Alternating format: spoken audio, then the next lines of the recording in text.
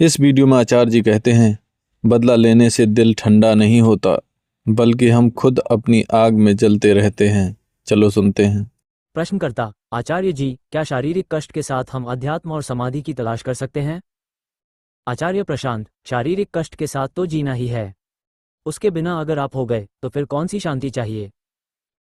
शरीर स्वयं एक कष्ट है। कभी वो कष्ट बहुत बड़ा है, कभी वो कष्ट बहुत छोटा है।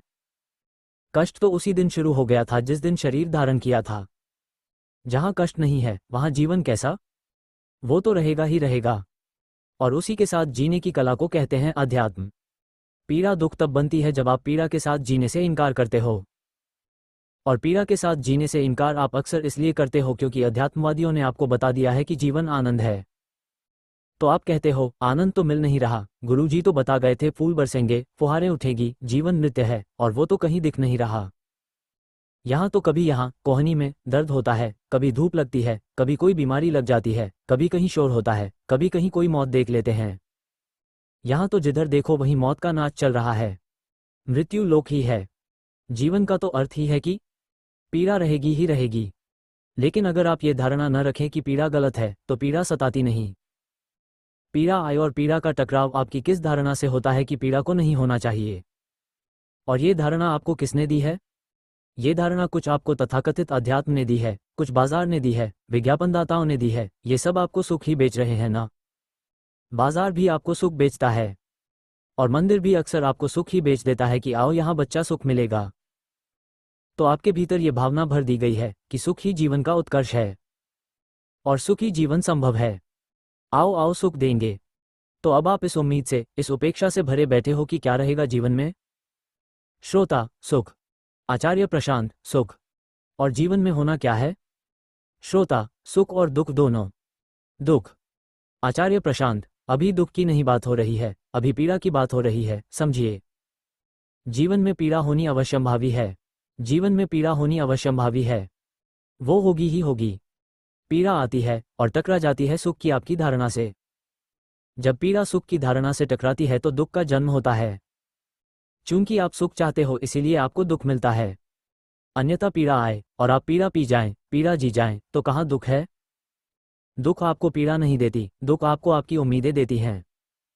सुख की उम्मीद ही आपको आनंद से वंचित रखती है। जो सुख मांगेगा वो पीड़ा को दुख बना लेगा।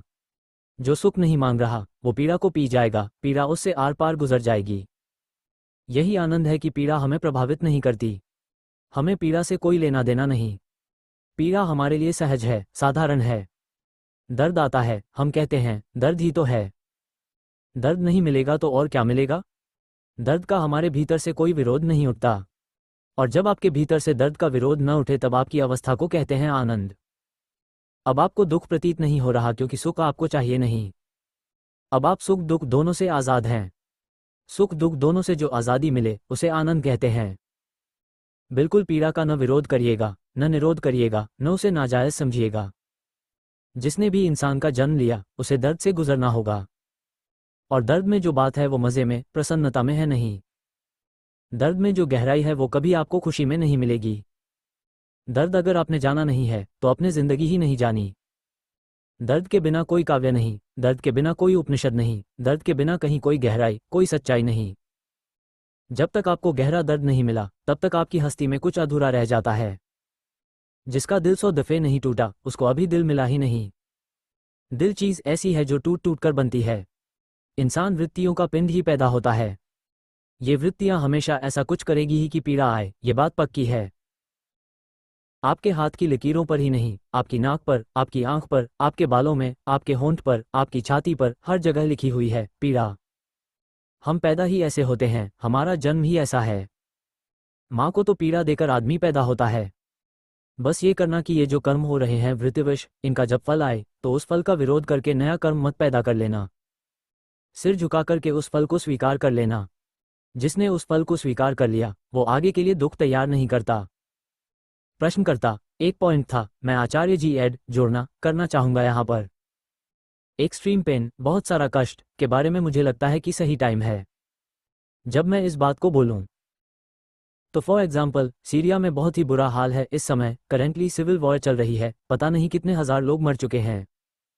और सिविलियंस की बहुत ही बुरी हालत है, मतलब वो भी हमारे प्लेनेट पर हमारे भाई बहन हैं जो भी हैं। तो कुछ लोग हैं उनकी सिचुएशन मतलब डिस्क्राइब नहीं की जा सकती, मतलब उनकी फैमिली के बहुत सारे लोग मर गए हैं और उनको अथाह पेन अथाह दुख इस समय है और उनके पास कोई रास्ता भी नहीं है, साधन भी नहीं है। तो इस बारे में कुछ कहना चाहेंगे आप? इस तरह के एक्सट्रीम पेन जो इंसान के कंट्रोल में ही नहीं है, उसे समझ में ही नहीं आ रहा है कि क्या हो रहा है और ऐसा क्यों हो रहा है, मतलब। आचार्य प्रशांत, इस पूरी कहानी से आपका क्या लेना देना है? प्रश्नकर्ता, पेन कष्ट को डिस्कस करने के बारे में। आचार्य प्रशांत, आप अपने पेन की बात करिए ना। प्रश्नकर्ता, नहीं, मेरे पास तो ऐसा पेन नहीं है, लेकिन मैं सोचता हूँ कभी कभी मेरी व्यथा उनके साथ होती है कि कभी कभी लाइफ ऐसी हो जाती है कि आपको पता ही नहीं चलता कि।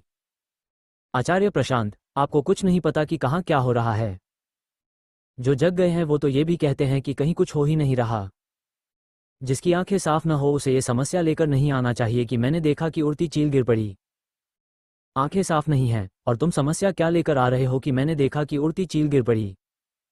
तुम्हें क्या समस्या लेकर आना चाहिए कि आंखें साफ हों? अपनी समस्या बताइए। आपको क्या पता कहाँ क्या हो रहा है? प्रश्नकर्ता, नहीं, तो उसी सिचुएशन में जैसे मेरा एक।